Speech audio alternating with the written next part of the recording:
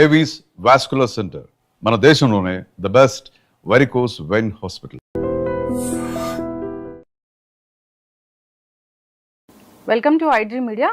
So ఇది winter season. వింటర్లో ఏంటంటే ఎక్కువగా హార్ట్ అటాక్ వస్తుంది, నైట్లో హార్ట్ అటాక్ ఎక్కువగా వస్తుంది, ఇక వాష్రూమ్కి వెళ్తే తొందరగా హార్ట్ అటాక్ వచ్చే పరిస్థితి ఉంటుంది ఈ సీజన్లో అంటారు. దీనిలో వాస్తవం ఎంత, మరి ఎటువంటి జాగ్రత్తలు తీసుకోవాలి?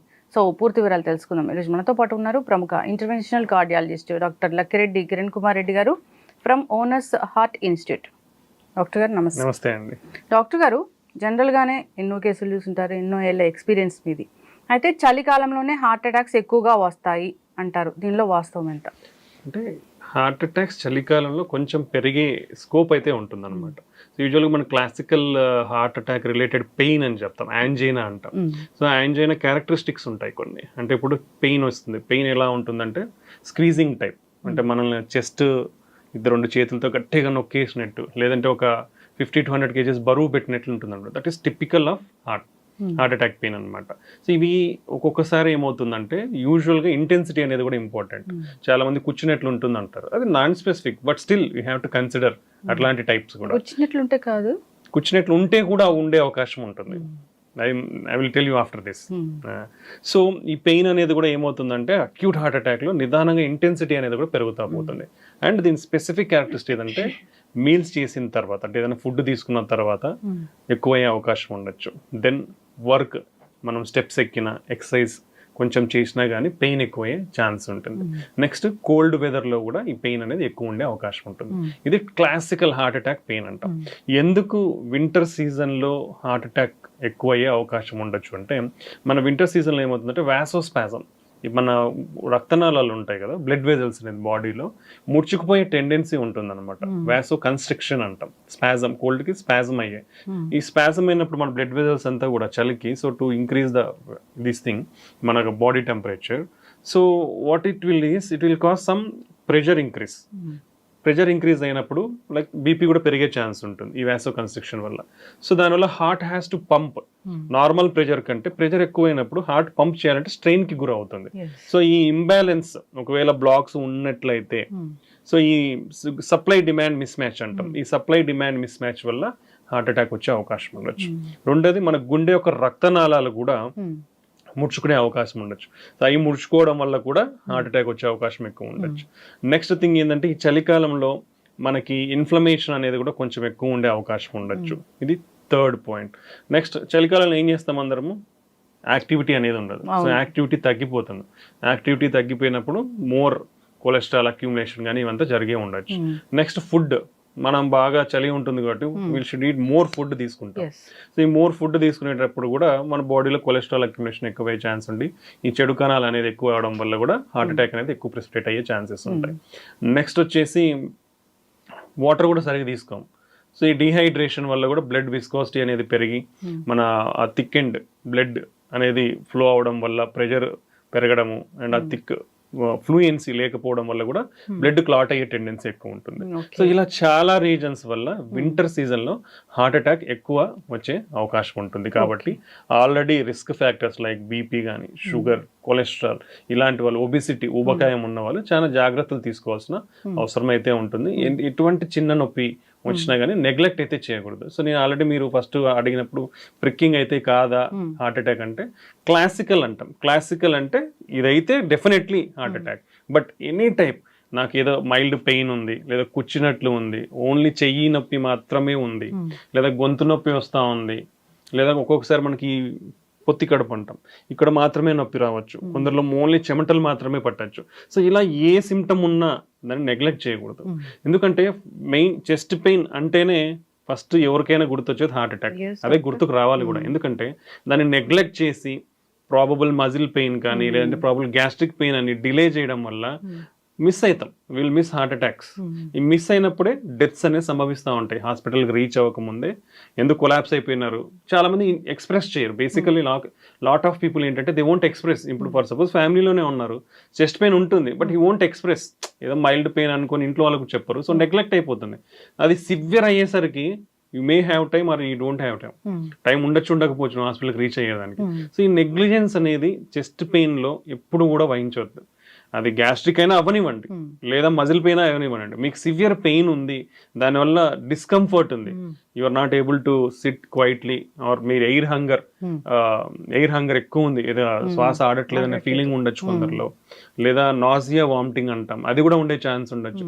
ఇలాంటి సిమ్టమ్స్ ఉన్నప్పుడు ఇమీడియట్ గా ఇప్పుడు మెడికల్ డయాగ్నోస్టిక్ ఫెసిలిటీస్ అనేది every area nook and corner ప్రతి చోట వచ్చేసినాయి. So hardly 100 meters or 200 meters లో ఒక డయాగ్నోస్టిక్ ఫెసిలిటీ ఉంటుంది, లేదంటే ఒక క్లినిక్ ఉంటుంది, లేదా నర్సింగ్ హోమ్ ఉంటుంది. ఎక్కడికో ఒక చోటుకి వెళ్ళి వాళ్ళ ఈ సిమ్టమ్స్ చెప్పి నాకు ఒక ఈసీజీ కావాలని అడిగితే ఎవరైనా తీస్తారు. ఆ ఈసీజీ క్లారిటీగా డయాగ్నోస్ అయిపోతుంది. So acute heart attack diagnose చేయడానికి ఒకే ఒక investigation is enough. First investigation is ECG. ECG is very very affordable to everybody, ఎవరికైనా అఫోర్డబుల్ ప్రైస్ లోనే ఉంటుంది అది. సో ఆ ఈసీజీ తీయించుకోవడం వల్ల హార్ట్ అటాక్ ఉందా లేదా అని తెలుస్తుంది. ఉందనుకోండి, మీకు ఇమీడియట్ గా లోడింగ్ డోసెస్ అనేది ఇస్తారు, 3 drugs. అది తీసుకుంటే కొంచెం సేఫ్టీ అయ్యే ఛాన్స్ ఉంటుంది. దెన్ ఇమీడియట్ గా ఎక్కడికైతే ఆ ఫెసిలిటీస్, క్యాత్ ల్యాబ్ ఫెసిలిటీస్ ఉన్నాయో, అలాంటి కార్డియాలజీ స్పెషలిస్ట్ ఉన్నాయో షిఫ్ట్ చేస్తారు డాక్టర్లు. దానివల్ల మీ ప్రాణం కాపాడుతుంది. లేదు ఒకవేళ ఈసీజీ నార్మల్ ఉంది, fine, then second line of testing ఉంటుంది. పర్టికులర్లీ ఇవంతా కూడా ఎవరు గుర్తుకు పెట్టుకోవాలంటే మోర్ దెన్ 30 years. ప్రీవియస్ గా హార్ట్ అటాక్స్ అంటే 60 years దాటితేనే అనేది that notion has been done. అది స్లోగా 50 years కి వచ్చింది. Now it is came up to 30 years.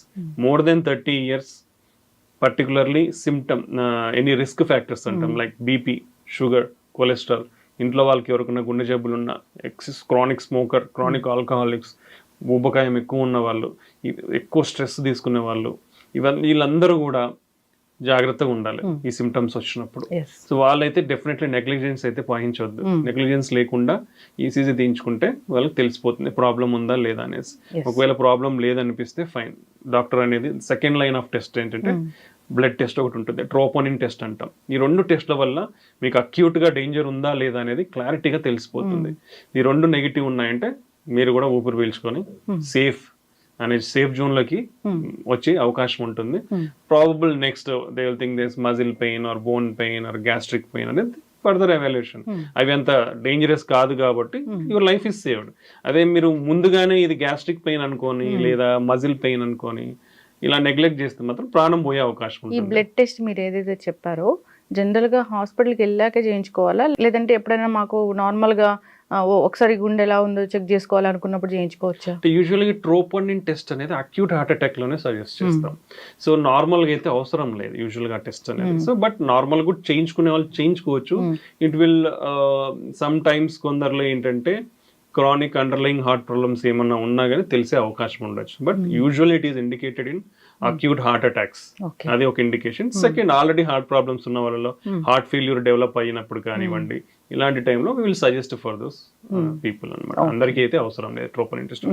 So acute గా sudden onset chest pain, ECG ఒకవేళ నార్మల్ ఉంది, still better to rule out with more precision అంటే ట్రోపోనిన్ బ్లడ్ టెస్ట్.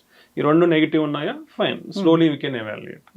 ఈ 2 అనేది చాలా ఇంపార్టెంట్. సో ఎవరైనా more than 30 years chest pain అనేది neglect చేయకూడదు. ఎందుకంటే 30 years తర్వాత నుంచి కూడా హార్ట్ అటాక్స్ అనేది చాలా ఎక్కువ అయిపోయినాయి. మీరు నెగ్లెక్ట్ చేసినారో ప్రాణాన్ని కోల్పోయినట్టు. బికాస్ మీ ప్రాణం ఒక్కటి కాదు పోయేది, అందరూ గుర్తుకు పెట్టుకోవాల్సినది. This is my personal experience. If one person's life is gone in the productive age, from 30 to 50 or 60 years, total family will go back by 30 years. So always think whenever you are ఎవరికైనా problem వచ్చినప్పుడు మీది నాకున్నది ఏం కాదనే చులకన భావం చాలా మందికి ఉంటుంది. నేను చాలా ఫిట్ గా ఉంటాను, నాకెందుకు వస్తుంది, ఇవన్నీ చులకన భావం. మన ఆరోగ్యం మీద మనకే శ్రద్ధ లేకపోవడం అనమాట. అలాంటిది ఎప్పుడు కూడా ఎవరు వహించద్దు. సో ఛాతీ నొప్పి ఉంటే ఇమీడియట్ గా ఒక ఈసీజీ తీయించుకోండి. Think about your total family, because they are always depends on you and you have to take care of them. So అది ఆలోచించి మీరు ఇమీడియట్ గా టెస్ట్, దాంట్లో పోయేది ఎవరికి నష్టపోయేది అయితే ఏమో ఉండదు. చిన్న టెస్ట్ సమ్ 100 to 300 rupees కంటే ఉండదు ఈసీజీ అనేది. దాంతో తెలిసిపోతుంది. నార్మల్ ఉంటే ఎవ్రీబడి ఈస్ హ్యాపీ, అబ్ నార్మల్ ఉంటే మీకు ట్రీట్మెంట్ అందుతుంది, మీ లైఫ్ సేవ్ చేసుకున్న వాళ్ళు అవుతారు. అయితే డాక్టర్ గారు ఈసీజీలో ఎంతటి ప్రాబ్లం అయినా తెలుస్తుందా అండి? ఈసీజీలో చాలా బేసికలీ ఈసీజీ అనేది మన హార్ట్ యొక్క ఎలక్ట్రికల్ యాక్టివిటీని డిటెక్ట్ చేస్తుంది అనమాట. సో ఎనీ చేంజెస్ మన మజిల్స్ లో కానివ్వండి, wall problems, electrical conduction system లోనే ప్రాబ్లమ్స్ కానివ్వండి, మనకు చాలా తెలుస్తాయి. ఇప్పుడు చాంబర్ హైపర్ట్రోఫీ అంటాం, కింద 2 గదులు పైన 2 గదులు ఉంటాయి గుండెలో.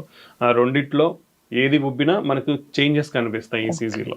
నెక్స్ట్ మన ఎలక్ట్రికల్ కండక్షన్ సిస్టమ్ అనేది ఒక కరెంట్ సిస్టమ్ లాంటిది అనమాట. సో పైన ఒక మెయిన్ స్విచ్ ఉంటుంది, దాన్ని ఎస్ఏ నోడ్ అంటాం. నెక్స్ట్ అది పై గదులకు స్ప్రెడ్ అయ్యి మధ్యలో ఒక మోడరేటర్ స్విచ్ లాంటిది ఉంటుంది, ఏవి నోడ్ అంటాం. ఆ నుంచి ఇంకా తీగల్లాగా మన కింద గదులకి ఫైబర్స్ ఉంటాయి, ఆ ఫైబర్స్ ద్వారా స్ప్రెడ్ అవుతుంది. ఎలక్ట్రికల్ యాక్టివిటీ వచ్చినప్పుడు గుండె అనేది పైన కొట్టుకుంటుంది, మళ్ళీ కింద కొట్టుకుంటుంది. ఇది సీక్వెన్స్ లో కొట్టుకోవాలి. సో ఇక్కడ ఎక్కడ బ్లాక్ ఉన్నా మనకు తెలిసిపోతుంది. సో పైన మెయిన్ స్విచ్ సరిగా లేదనుకోండి హార్ట్ రేట్ పడిపోతుంది. ఈ మోడరేటర్ స్విచ్ లో కూడా ప్రాబ్లం ఉందనుకోండి, మనకి కింద పైన ఒక రేట్ ఉంటుంది, కింద ఒక రేట్ ఉంటుంది. ఈ డిస్టర్బెన్స్ ఏవి బ్లాక్ అంటాం, ఇది కూడా చాలా సిగ్నిఫికెంట్. సో ఇవన్నీ కూడా తెలుస్తాయి మనకి. సో అలాగనే వాల్వ్ లీక్ అవుతుంది, వాల్వ్ లీక్ అయితే ఛాంబర్స్ అనేది పెరుగుతాయి అనమాట. సో ఈ changes and even some congenital heart problems, చిన్నపిల్లలు వచ్చే జబ్బులు కూడా కొన్ని ఈసీజీలో కనుక్కోండి. టెకికార్డియా అంటాం, హార్ట్ రేట్ పెరిగినప్పుడు ఎందువల్ల వస్తుందనేది చాలా రకాలు ఉంటాయి. దాదాపు ఒక 20 రకాల హార్ట్ రేట్ అబ్నార్మాలిటీస్ ఉంటాయి, హై రేట్ అబ్నార్మాలిటీస్, అవన్నీ కూడా తెలుసుకోవచ్చు. So ECG will give lot of information. Electrolyte problems, electrolyte disturbances అంటాం, అంటే మన లవణాలు అంటాం కదా, సోడియం పొటాషియం, ఆ డిస్టర్బెన్సెస్ ఉన్నా మనకి ఈసీజీ తెలుస్తాయి. సో ఇలా ఎవ్రీథింగ్, ఈవెన్ హైపోథర్మియా, చలి బాగా అఫెక్ట్ అయిన వాళ్ళు కూడా చేంజెస్, మార్పులు వస్తాయి. డ్రగ్ చేంజెస్ ఉంటాయి, కొన్ని డ్రగ్స్ వాడితే కూడా ఈసీజీలో మార్పులు వస్తాయి. లాంగ్ క్యూటీ సిండ్రోమ్స్ కానివ్వండి, ఇలా మార్పులు వస్తాయి. సో ఇవన్నీ కూడా ఈసీజీలో చాలా వరకు మెజారిటీ ఆఫ్ ద ఇన్ఫర్మేషన్ తెలుస్తుంది.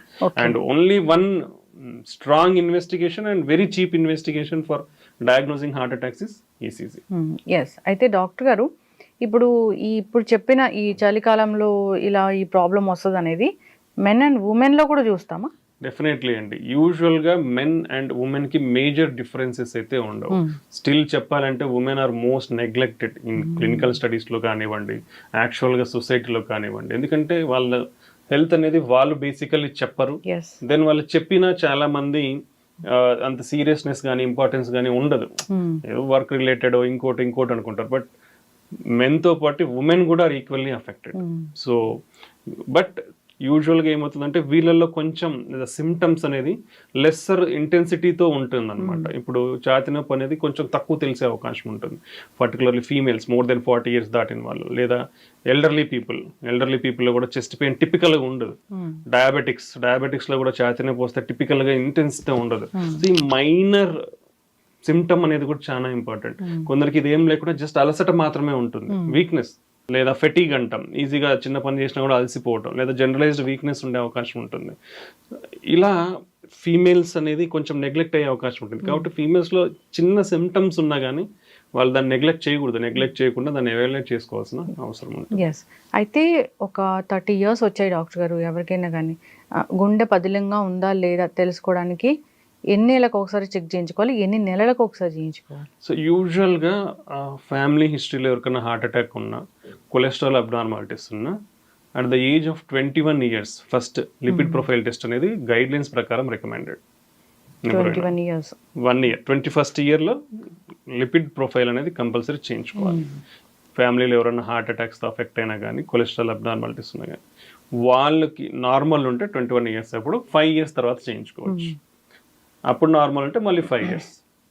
బట్ 30 years దాడితే, ఇప్పుడు ఎందుకు ఇంతకుముందు అయితే మేబీ 50 years దాడితే యాన్యువల్ చెకప్స్ అని చెప్పేవాళ్ళం. బట్ ఇప్పుడు మనకున్న ICMR డేటా ప్రకారమే 30 years నుంచే డయాబెటీస్, హైపర్ టెన్షన్, కొలెస్ట్రాల్ అన్నీ కూడా పెరిగిపోయాయి. So from the age of 30 years every year normal ఉంటే ఎవ్రీ ఇయర్ యాన్యువల్ స్క్రీనింగ్ అనేది కంపల్సరీ. దాంట్లో కంపల్సరీగా బీపీ ఉందా లేదా చెక్ చేసుకోవాలి, షుగర్ ఉందా లేదా చెక్ చేసుకోవాలి, కొలెస్ట్రాల్ ప్రాబ్లం. నెక్స్ట్ వచ్చేసి కామన్ మన హార్ట్ పదిలంగా ఉందా లేదా అని తెలుసుకోవడానికి simple test ECG, 2D echo scan, treadmill test. దీంతో పాటు కిడ్నీ ఫంక్షన్ టెస్ట్ ఎలా ఉంది, థైరాయిడ్ ప్రొఫైల్, ఇవి బేసిక్ టెస్ట్. ఈ బేసిక్ టెస్ట్ చేయించుకుంటే మన ఓవరాల్ ఎలా ఉంది మన హెల్త్ అనేది మనకు తెలుస్తుంది. So major organs heart, kidney, liver and major risk factors BP, sugar, ఇవి ఎంత. సో ఇది ఇంపార్టెంట్.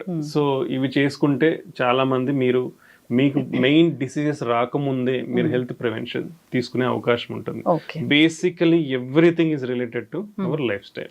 సో ఈ లైఫ్ స్టైల్ అనేది మనం పాటిస్తే ఈ యాన్యువల్ చెకప్స్ ద్వారా డెఫినెట్లీ మనకు మేజర్ ప్రాబ్లం లేకుండా కాపాడుకోవచ్చు. ఓకే, ఇప్పుడు ఈ చలికాలంలో హార్ట్ అటాక్ గురించి మాట్లాడుకుంటూ ఉన్నాము.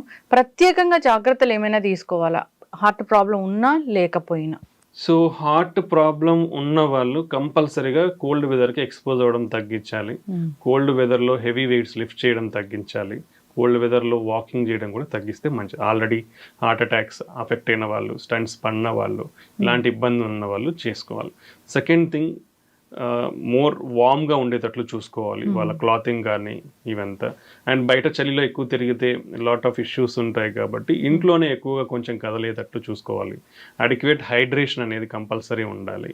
నెక్స్ట్ ఫుడ్, మనకి చలికి ఏంటంటే మోర్ ఎక్కువ తినేస్తాం, అలా కాకుండా balanced healthy food, more fruits, more vegetables, కొన్ని డ్రై ఫ్రూట్స్, ఇలా బ్యాలెన్స్డ్గా హెల్తీ ఫుడ్ అనేది తీసుకుంటే మనకి బారిన పడకుండా ఉంటాం. అండ్ ఆల్రెడీ హార్ట్ ప్రాబ్లమ్స్ ఉన్న వాళ్ళు కంపల్సరీ వాళ్ళ మెడికేషన్స్ అనేది పొరపాటున కూడా స్కిప్ చేయండి.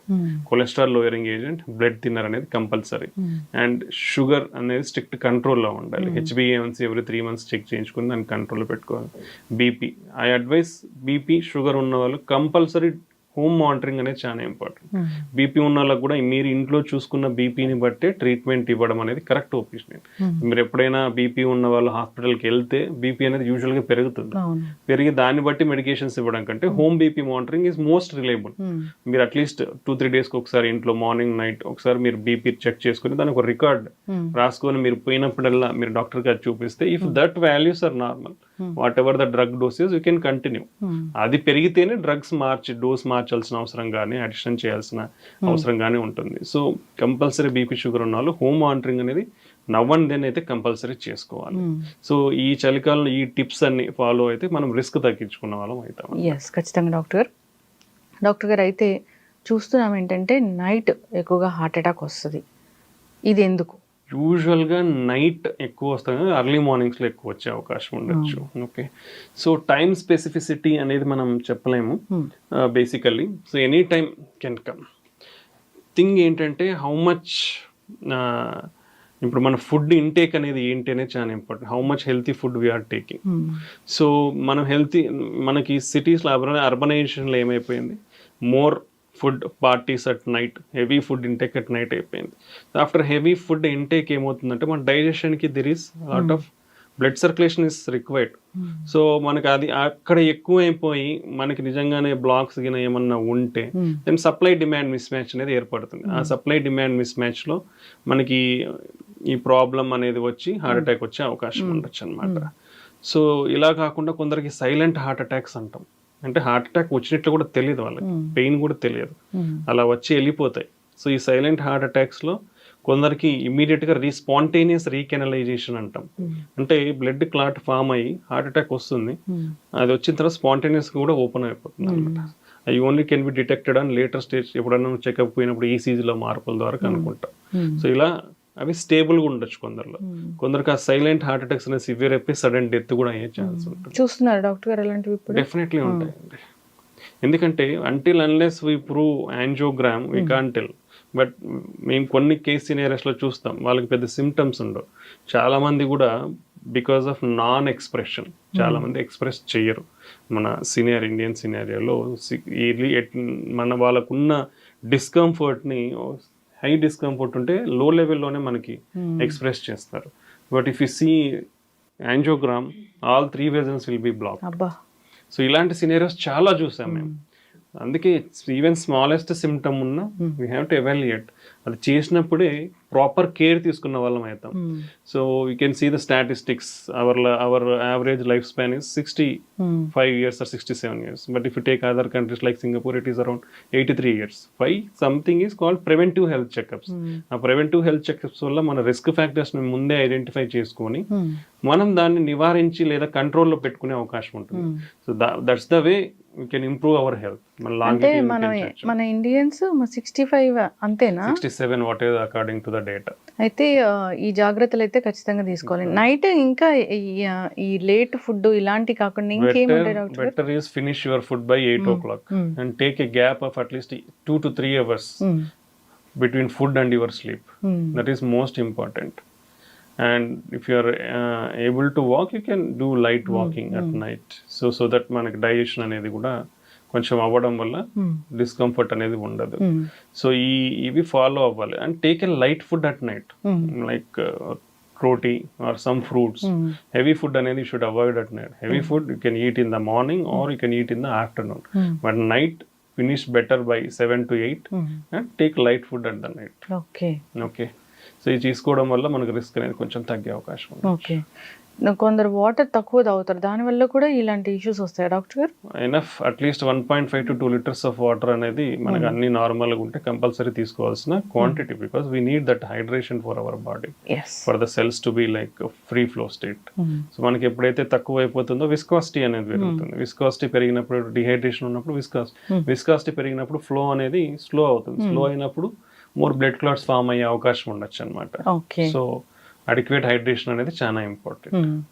అయితే డాక్టర్ గారు, ఇప్పుడు హార్ట్కి ఏదో ఒకలాంటి ట్రీట్మెంట్ జరిగింది, సో వాళ్ళని చాలా జాగ్రత్తగా మానిటర్ చేయాలి.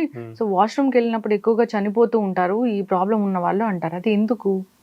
సో ఆల్రెడీ హార్ట్ అటాక్స్తో అఫెక్ట్ అయిన వాళ్ళు కానీ, లేదా స్టంట్స్తో అఫెక్ట్ అయిన వాళ్ళు కానీ, సో ఇవన్నిటికీ ఏంటంటే స్లీప్లో నుంచి మనం సడన్గా లేచి వెళ్ళినప్పుడు like body will get in more some energies, more energies required for the heart to pump. So ఆ sudden conversion from mobile state నుంచి వెళ్ళినప్పుడు మనకి సప్లై డిమాండ్ మిస్ మ్యాచ్ అవ్వడం కానీ, ఓకే, సో అలా అవ్వడం వల్ల ప్రాబబ్లీ జరిగే అవకాశాలు ఉంటాయి అన్నమాట. బ్లడ్ సర్క్యులేషన్ క్లాట్స్ అవ్వడం కానివ్వండి, ఇన్ఫ్లమేషన్ పెరిగి సడన్ గా ఈ ప్లాక్ ఏదైతే ఉంటుందో రప్చర్ అవ్వడం కానీ ఇలా ఉండే అవకాశం ఉండొచ్చు. దాన్ని ఒక్కొక్కసారి జరిగే అవకాశం ఉండొచ్చు. అండ్ ఇవన్నిటికంటే కూడా నీ ప్రయర్ అండర్లైంగ్ రిస్క్ ఫ్యాక్టర్స్ ఎంత కంట్రోల్లో ఉన్నాయనేది చాలా ఇంపార్టెంట్. సో ఇప్పుడు షుగర్ ఉంటుంది, అన్కంట్రోల్డ్ ఉందనుకోండి, వాళ్ళకి ఇలా జరిగే అవకాశం ఎక్కువ ఉండొచ్చు. బీపీ అన్కంట్రోల్డ్ ఉండేది అనుకోండి, ఇలా జరిగే అవకాశం ఎక్కువ ఉండొచ్చు. సో ఇవన్నీ కూడా చాలా ఇంపార్టెంట్. ఓన్లీ లైక్ మన జనరల్ థింగ్సే కాకుండా రిస్క్ ఫ్యాక్టర్స్ అన్నీ కూడా కంట్రోల్లో ఉండాలి. మరి ఇన్ని కేసెస్ చూసారు, ఇన్ని పేషెంట్స్ని చూసారు కదా డాక్టర్ గారు, బీపీ 120/80 ఒకప్పుడు నార్మల్, ఇప్పుడు లెక్కలు మారాయని చెప్తున్నారు. సో 140/90 ఉన్నా ఓకేనా? లెక్కలు ఎప్పుడు మారు. BP 120/80 is normal. 130/85 is borderline. Okay, 140/90 is hypertension. So always you should try to keep your BP less than 130/85. ఎప్పటికి కూడా 130/85.